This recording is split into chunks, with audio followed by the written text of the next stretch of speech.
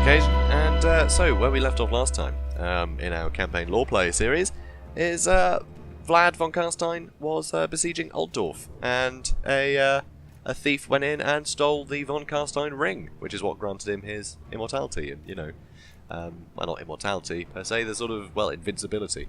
So, you know, made him survive getting lanced several times by knights, having his head cut off, and being hit by a cannonball.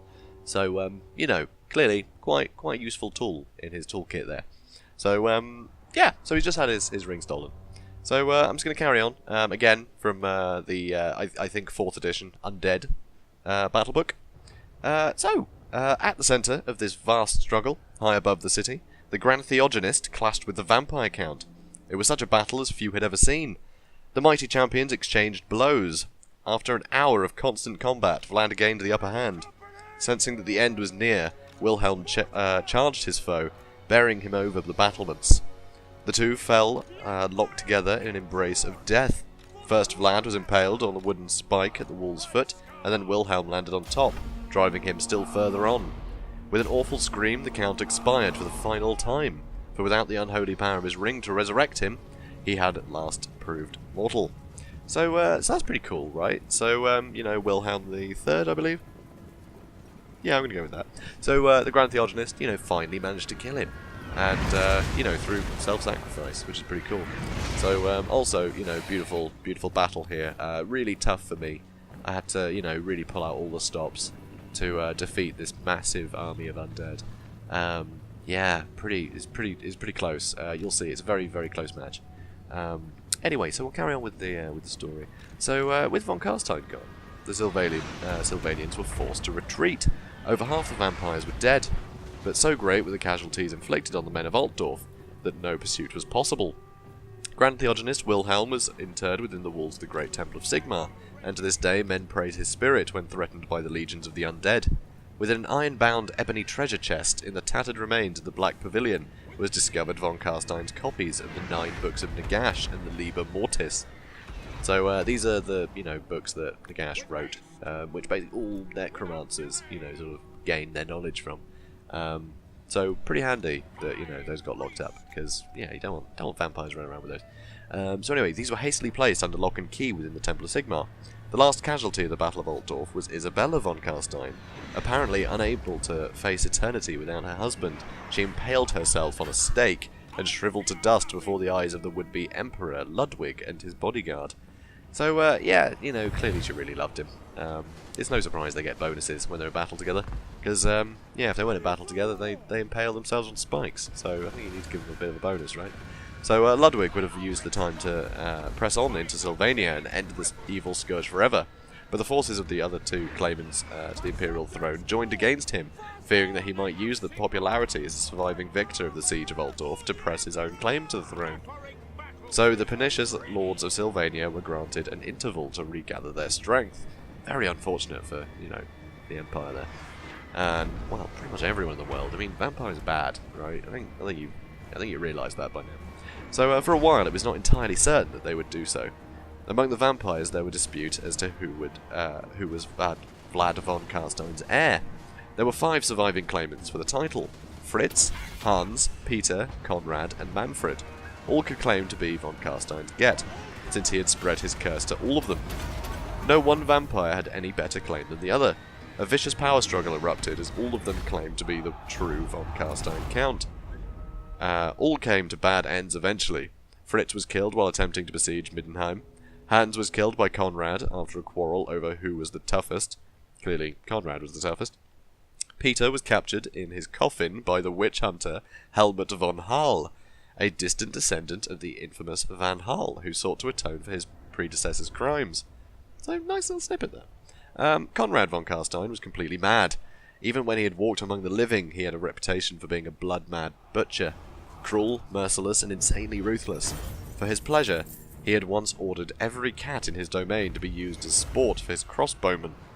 What a villain. You can't go around killing cats. What a jerk. So, yeah, I hope he gets his comeuppance. So anyway, on at least 2 occasions, he had peasant villages put to the torch because he didn't like the smell. He tried his mother for the crime of having given birth to him without his consent, and then had her bricked up in her own tower. Acquiring the power and longevity of one of the undead did nothing to strengthen his already shaky grasp on reality. His reign of terror lasted nearly a century and caused his name to be used to frighten children to this very day. And their cats, I imagine. Lacking any skill at necromancy himself, he enslaved any magicians he captured and forced them to do his evil will. Soon he headed a huge army that ravaged the length and breadth of the Empire. Where Vlad had always offered his opponents a choice between life and death, Conrad offered them a choice between dying immediately and dying painfully. Where Vlad Von Carstein had looked upon humans as cattle to be husbanded as a farmer would husband his livestock, Conrad looked on humans the way a cruel sportsman would look upon a herd of deer. Conrad was so vicious that he forced the three claimants to the imperial throne to combine forces against him on two separate occasions. The first time was the Battle of the Four Armies, an inconclusive draw fought outside Mindenheim in the year 2100. This battle was the most noticeable for the infamous scene of treachery where Ludwig's son Ludwig and the Ottilia of Talabecland, the Ottilia are the ruling class of Talabecland, and I'm pretty sure all their counts are the Ottilia family. Anyway, so the Ottilia of Talabecland treacherously ordered the assassination of each other during the fray. The only thing that stopped Helmut of Marienburg becoming emperor was the fact that Conrad killed him. Even Helmut's son, Helmar, refused to accept his father's claim to the throne. Once he was a zombie under Conrad's control, I mean, that will happen in decision-making, I feel. The second time this happened was at Grim Moor, where a combined army of humans and dwarves finally defeated Conrad in the spring of 2121. The dwarf hero, Gruffbad, held Conrad down while Helmar impaled his father's killer with his rune fang. And, rune fangs, you should know this by now, they're not swords you want to get stabbed by. They're pretty good swords. Covered in dwarven runes and, created by one of the best dwarven smiths of all time, whose name I can't remember off the top of my head. Sorry about that, but we spoke about him in an earlier episode. The last and most dangerous of the vampire counts was Manfred, a subtle, devious and treacherous individual, who some say was awake when the Von Carstein ring was stolen, and who laid a glamour on the sentries to prevent them noticing it. While Conrad ravaged the Empire, Manfred lay low and studied the art of necromancy. It is said that he journeyed as far as the Kingdom of the Dead in search of the secrets of unlife. So that'll be, Nagash's old domain. Returning to the castle at Drakenhof with a fund of dark lore and biding his time until he felt sure of his power. After Conrad's death, he became the undisputed ruler of Sylvanian hosts, but for a full decade he did nothing, letting the various contenders for the imperial throne think the Sylvanian threat was over, and giving them time to fall out among themselves, which they duly did. Once the Empire was once more racked by vicious civil war, Manfred deemed it time to strike. His undead legions crossed the Sylvanian border in the depths of winter, and marched through the snows to Altdorf, putting any villagers they met to sword, and adding them to the ranks of their army. In the infamous Winter War of 2032, he defeated several hastily assembled imperial armies that attempted to block his path. Victory followed victory, and dark rumour of Manfred's coming was enough to send villagers fleeing from their homes, to freeze to death in the snow. His force reached Altdorf in the late winter, and he arrived to find the city battlements empty of defenders. Triumph filled Manfred. He looked all set to take the Empire's greatest city, when the Grand Theogonist Kurt III appeared on the battlements, and began to recite the great spell of unbinding from the Liber Mortis. Seeing his followers begin to crumble to dust, Manfred ordered a hasty retreat. Although he was probably the most powerful of the vampire counts, his foes now seemed prepared to meet the undead threat head-on. So that's pretty bold, using the Liber Mortis. That's a tome of necromancy, right? Having the Grand Theogonist, who's all about Sigmar, using a cursed tome like that, that should be a bit, a bit suspect. I mean, clearly it was necessary, but still, I mean, that'd be necromancy, right? Tome of, using the spell of unbinding. So that's novel. It'd be good to hear more about that, I think. But unfortunately, it doesn't actually say any more about that in this book. But if I find anything out about it, I will let you know in a later episode. Because we're probably still going to have more vampire stuff to talk about in the next episode, because I'm still hunting vampire counts at the end of this episode. So, so hopefully, look forward to that. So Manfred marched his army down the Reich to Marienburg. He intended to lay siege to the port city, but found his plan thwarted by the army of Marienburg and a company of high elves who had recently established a trading colony there. Among the elves was the high mage Finrea Finrir, why not? Whose awesome power turned the battle against Manfred's force at a crucial moment. Manfred settled down for a lengthy siege until his scouts revealed that an army from Altdorf was fast coming up from behind. Manfred was forced to lift the siege and flee back the length of the empire. So began a long cat-and-mouse chase where neither side was entirely sure who was the cat. Manfred's army would be whittled away by armies of the various imperial states, and then he would replenish itself after a great victory. Eventually, Manfred was driven back into the Sylvanian forests. Determined not to make the same mistakes as they had before, the desperate nobles of the empire swore a truce among themselves and slowly but surely began to scour the Sylvanian woods. In this task, they were aided by the dwarfs. Now united, the citizens of the empire were relentless. Eventually, Manfred was brought to battle at Helfen and was cut down by the Count of Stirland as he attempted to flee the battle in his chariot. So kind of novel that, you know, back in this era of Warhammer, Warhammer Tabletop, the undead had chariots, and the idea of Manfred having a chariot is kind of fun, right? Because, you know, in Total War, by the sort of 8th edition, which is based on, they did not have chariots. You know, that was a Tomb King's thing, the chariots. Vampire Counts, no. They had like the mortis engines and stuff, but no, here, just a chariot, which I think is quite cute. So anyway, his body was lost at the very edge of the Great Swamp, and was never found. For his feat, Martin, Count of Stirland, Martin's such a grand name, isn't it, for a count. Anyway, Martin, Count of Stirland, claimed all of Sylvania, and added it to his domains. Since no one else actually wanted the accursed land, no one gainsaid him. Thus was ended the threat of the Vampire Counts, or so it seemed at the time. So, I mean, Stirland have, had a stake on Vampire Counts land for a long time. We mentioned that in one of the previous episodes, I think. When we're talking about Stirland and Sylvania, and that's where that claim came from. It's still a horrible place, and they don't really make any money out of it, but Stirland is a really poor place. So, the more they can get, I suppose. Although they can only really collect taxes if they take an army with them. So, not a great investment, I don't think. But what can he do? So, Manfred was by far the longest lived of the Vampire Counts, and rumour has it that he still exists to the present day, threatening to return once more at the head of the undead Sylvanian armies. Indeed, the minor poet Felix Jaeger, Gottschalk and Felix, novels and White Dwarf, snippets, and they're in the battle books originally. I think that's where they came from originally. Maybe they came from White Dwarf and then they got added to battle books. I'd like to know actually the history of that. Hopefully they'll be added to Total War at some point and give me an excuse to talk about them, because wouldn't that be fun? So anyway, indeed, the minor poet Felix Jaeger claims to have encountered him while in the company of the dwarf Gottschalk Gurnason as late as 2503. Jaeger, however, is a known criminal and populist agitator, and his accounts of his travels are highly fanciful. So, serious scholars discount the claim. One doubts whether a mighty vampire such as Manfred von Carstein could really put to fight by an outcast dwarf wielding a pair of silver candlesticks, as Jaeger claims.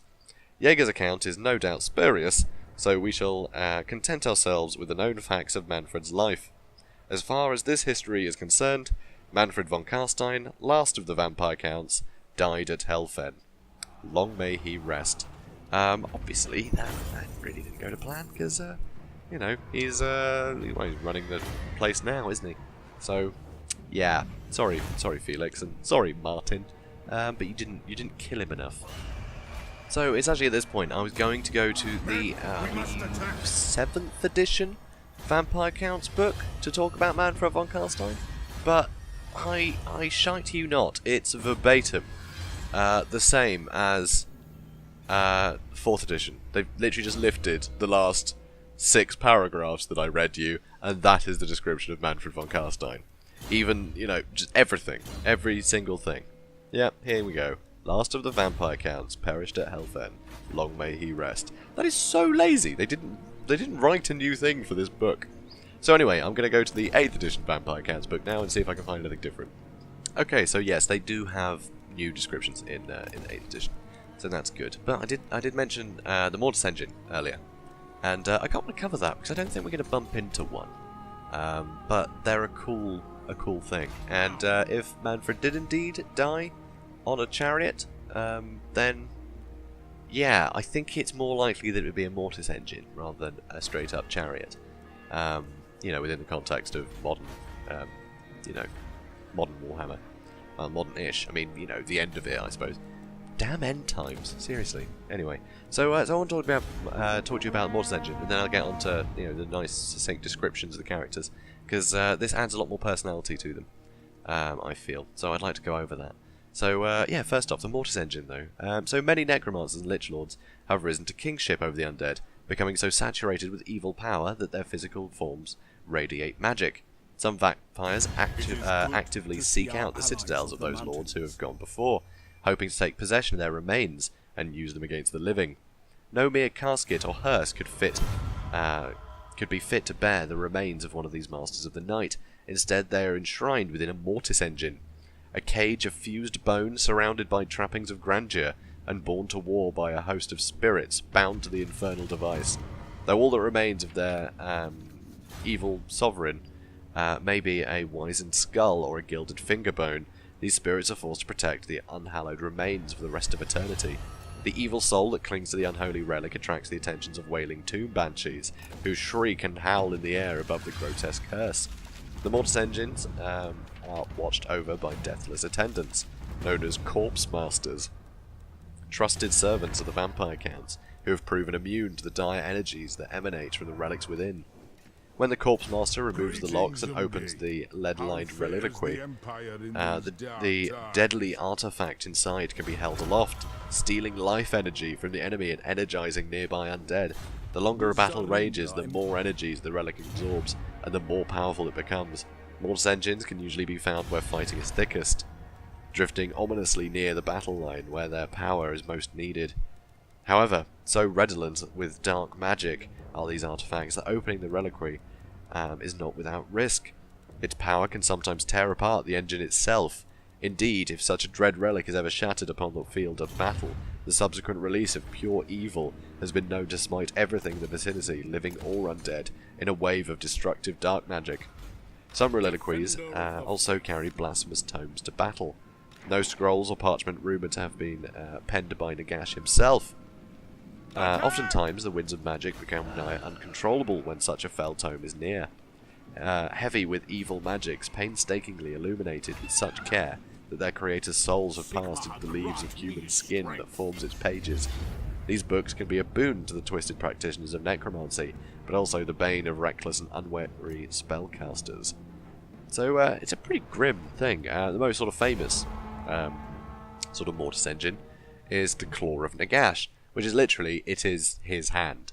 It's the hand of Nagash that has been, you know, enshrined within a Mortis Engine. You know, so powerful was Nagash, and you know, obviously that's a regiment of renown, but a unit of renown, I suppose. It's not really a regiment; it's just a, you know, it's a thing, a magical chariot, I suppose. But yeah, so pretty cool though, the idea of these, you know, these artifacts. It reminds me of the Grail reliquary, because you know that's a similar thing. They have the magic of a Grail Knight, and they bring that into battle to help out their troops, you know. But it's a good magic, those guys. You know, it's the blessing of the lady that's sort of carrying to battle, rather than the evil and dark necromantic energies of, say, you know, Nagash. So pretty cool, pretty cool. So seeing as how we, you know, destroyed the Von Carsteins first, you know, Vlad and Isabella rather than, you know, Manfred. It's confusing, isn't it? The Von Carstein faction is missing one. You know? Anyway, it's bizarre. But anyway, so Vlad Von Carstein, let's talk about him first. You know, his other write-up, because, you know, it's nice to get sort of differing, what's the word? Eras, I suppose, because, you know, things get updated and whatnot. So a bit of a contrast, because I did read you the history from a very old, you know, battle book. So, you know, it's nice to have something newer. So if things are a bit different, you know, you've got both things, and if they're the same, then clearly it reinforces it, and you won't say, but Janet, you're reading from a really old book. It can't be like that now, surely. So, you know, it's nice to cover all bases. And I love reading about this stuff. So, you know, it's win-win. So, Vlad Von Carstein was the first and greatest of the Vampire Counts of Sylvania, a master swordsman and skilled general with no small aptitude in the magical arts. It was he who tainted the aristocracy of Sylvania, with the curse of vampirism, and in doing so created an undead kingdom in the heart of the Empire. Count Vlad was a towering figure with a mane of long hair and piercing eyes. Those who met him and survived described him as possessed of a feral charm, but with an evil temper that could turn into berserk fury if he was thwarted in his endeavours. It was said that at such times only his wife Isabella could calm him without blood being spilt. No records tell of the origins of Vlad before coming to Sylvania. Even the vampires of the realm know nothing of Vlad's life before that fateful night in Drakenhof, and Vlad certainly never recounted or wrote down his personal history. That he knew much about the workings of the Empire, and its internal division at the time of his arrival, attests to knowledge of dealings with mortal men for many years. In all possibility, Vlad was a noble of the Empire who was dispossessed some time before he received the Dark Kiss. Sometimes known as the Blood Kiss. Being bitten and being turned into a vampire, essentially. So, baser speculation even contests that he was in some way a relation, possibly even an ancestor, of one of the contenders to the imperial throne. With his final death, however, all knowledge of Vlad's earlier life passed away. Vlad was not the first vampire to have been encountered in the Empire, but before his rise to power, these undead creatures had been solitary predators. A few had perhaps amassed small forces and carved out far-flung domains, but it was Vlad's usurpation of Sylvania and his ascendancy to the position of Count that marked a new era of bloodshed. As the first true vampire count, Vlad had designs not only to create a realm of the dead, but also to secure dominion over the living. Vlad waged his war in order to become emperor, for he truly believed he had a legitimate claim to the throne. With the might of the Empire at his command and Isabella at his side, he would have become one of the most powerful rulers in the world. Who can say how far Vlad's dominion of undeath might have stretched across the globe had he succeeded?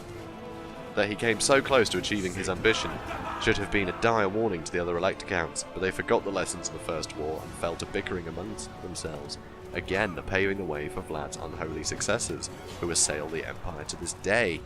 So, spoke about his wife, so let's talk about his wife, because we didn't really mention her much. In the previous history, just the fact that she was Vlad's wife, which isn't really a great description of someone, is it? Also that, she staked herself. So, daughter of the mad Count Otto von Drac, Isabella was much like many of her noble counterparts. She was vain, immoral, and selfish, and cared little for anything that did not affect her personal comfort or standing. Though very intelligent, she had a classical, rather than practical education. She was considered somewhat strange for her love of some of the more male pursuits, such as hunting and falconry, over needlework and music. In fact, outside of Sylvania, the only thing that made Isabella vaguely desirable as a wife was her stunning, cold beauty. This, however, was not enough to tempt suitors worthy of inheriting the throne of Sylvania, and mad Otto, Otto von Drac, certainly did not wish to give a hand to any of his rivals within the province. When Vlad von Carstein arrived on the night of Otto's death, Isabella was pleased that creepy old Uncle Leopold would not inherit, though she was far from happy at having to marry this sinister stranger. As the months passed, however, what had started out as a marriage of convenience developed into something far more. Vlad's charm was irresistible, and Isabella's devotion to him grew so strong that Vlad and his wife became inseparable. Vlad long resisted Isabella's request to join him in undeath, but when she lay dying from a fatal wasting illness, Vlad realised that he could not carry on without her, and reluctantly inducted her into the ranks of the undead. As a vampire, Countess Isabella was forever at Vlad's side, feeding his ambition and teaching him the ways of Sylvanian court and about the wider empire. Isabella was Vlad's most valued confidant, and the only person, living or dead, whose advice he trusted. When Vlad set forth on his mission to become emperor, Isabella accompanied him on the road to war. She carried an heirloom of the Von Dracs with her, a chalice made for her great-grandmother, Countess Bathory. Corrupted by dark magic, this golden goblet was forever filled with fresh blood, from which Isabella drank, even in the midst of the fiercest fighting. Those who dared confront her in battle would stare wide-eyed as her wounds healed within seconds, time seeming to flow backwards from the live vampire countess, as blood crawled back into open veins and alabaster flesh, neatly sealed in its wake. Their hesitation would invariably cost them dearly, for when they returned to their senses, they would invariably find their throats slit or a sword driven right through their chest. It is claimed that when Vlad died, Isabella was fighting atop one of the gate towers of Altdorf, protected by a ring of graveguard. She battled against the self-declared Emperor Ludwig and his greatswords. When the white suddenly collapsed around her, Isabella realised that her beloved had been finally destroyed and his necromantic power undone. So stricken was Isabella that she turned from the men battling against her and flung herself from the tower. Isabella's body was impaled on the stakes below before crumbling into dust. So, it gives us a little bit more of a personality, I think. And also, it does add more sort of affirmity to the fact that she was dying before he turned her into a vampire, which, was sort of a bit in dispute. Because, the blood kiss, it does basically just make people fall ill and die. And then, a few days later, they come back.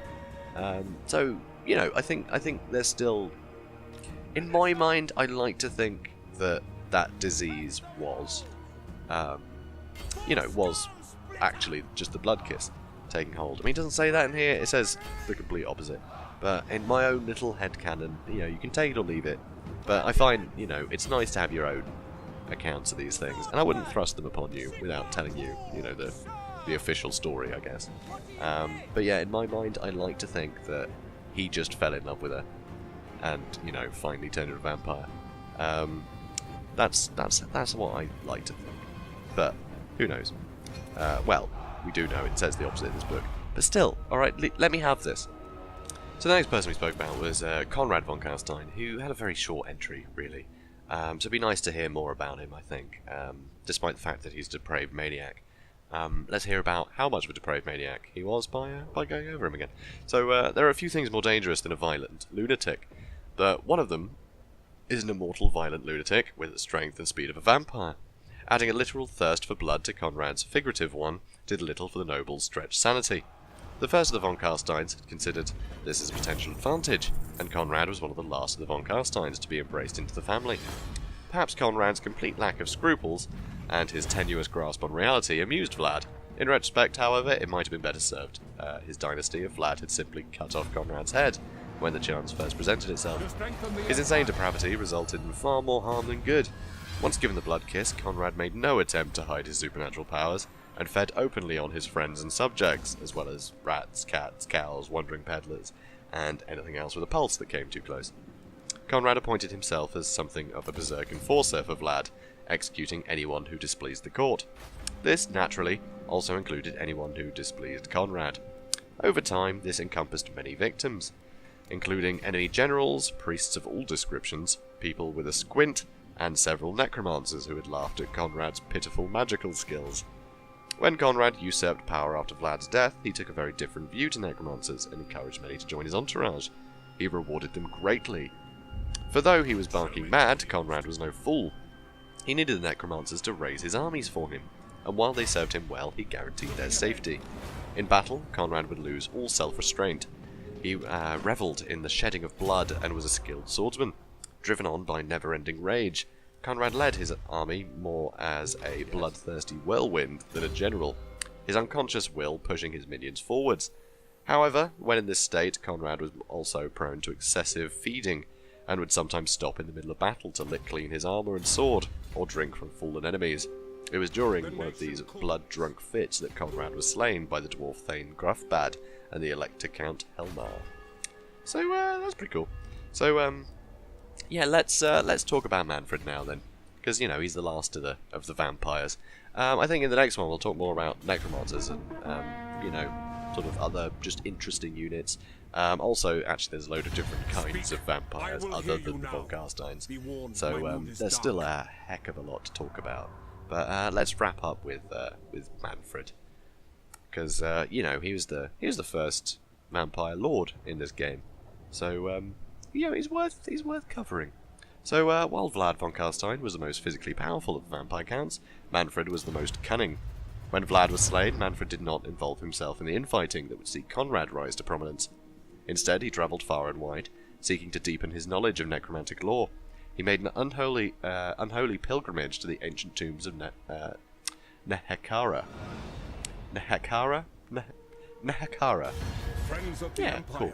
Anyway, in the ancient city of Lamia, where he wrested the secrets of the Lich Priests from bone-dry papyrus and scrolls made from human skin. Manfred also studied the ancient spells in the first of the Books of the Dead, which is one of Nagash's books, eventually his journeys took him to Nagashizar.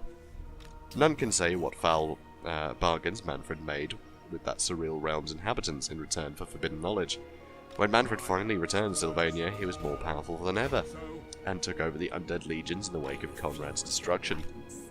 Manfred was almost as masterful as Vlad at concealing his true nature. As he sought for allies, Manfred would travel abroad in the guise of an imperial lord. He was always courteous to those he met on his travels, as befits a noble from a powerful family. When Manfred revealed himself as at the height of his power, his appearance was far more horrifying. His face became contorted and corpse-like, and his scalp writhed with magical energy. Yet his newfound powers were not enough. In the end, Manfred was defeated, and his army annihilated at the Battle of Halfen. Some storytellers claim that Manfred is not vanquished. They say he rode from Drakenhof against the forces of Chaos when they invaded the Empire. If Manfred has survived, then surely he will reveal his designs for the Imperial throne. So, as we're coming to the end here, I'm about to run out of footage. You see, I'm just saving and, about to quit. But yeah, so in the next episode, there it goes. In the next episode, I want to talk about the origin of vampires in general. I thought it was sort of more important just to tell you about the Von Carsteins, in that lineage. Sort of, in this one, because that's who we're up against. But, how the vampires came to be at all, that's a pretty cool story, and I want to cover that. So we'll hopefully be doing that in the next episode, and I can talk about the other lineages. So like the Strigoi and the Lamians.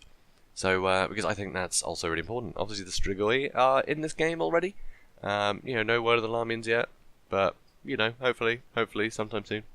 So that's something I want to cover in the next one. So also, guys, I know there's a bit of repetition in this one, but I wanted to cover some more angles. I'll probably pick and choose a bit more. Just take stuff from those different sources in the next couple, to give like a robust, sort of feel for it. So you don't have repetition. But I thought it was interesting to do it this way round, just for once. Let me know if you do like that sort of reiteration, the little blurbs for the characters, because I think it's quite fun. So yeah, let me know. And also, you can let me know a lot of things, actually, because I get metrics on all the videos. So if you haven't subscribed yet, and you're enjoying the Campaign Lore Play series, click subscribe, and on this page. And I will know that someone subscribed as a result of this video. And I'll know that, that's what people want to see. Obviously, if you want to see more battle replays, click subscribe on one of those. But obviously, if you have subscribed already and you're watching this, or you just don't really like subscribing to things, you can also indicate that with the like button, and that helps people see the video. It helps in the search results and everything. And, it can help the channel grow. And, if you just want to comment, please do. I respond to all my comments, and I always love to chat about this stuff. So, I'll hopefully see you either in the metrics or the comment section. And just before I wrap up this, really sorry for not getting battle replays out yesterday. I'll try and remedy that. I've been really busy, but I had to get the lore play thing done because, frankly, it's a great series, in my opinion. Not to blow my own trumpet, but I'm really enjoying doing it, and I don't want to disappoint people because I know people are coming back and watching this stuff every week.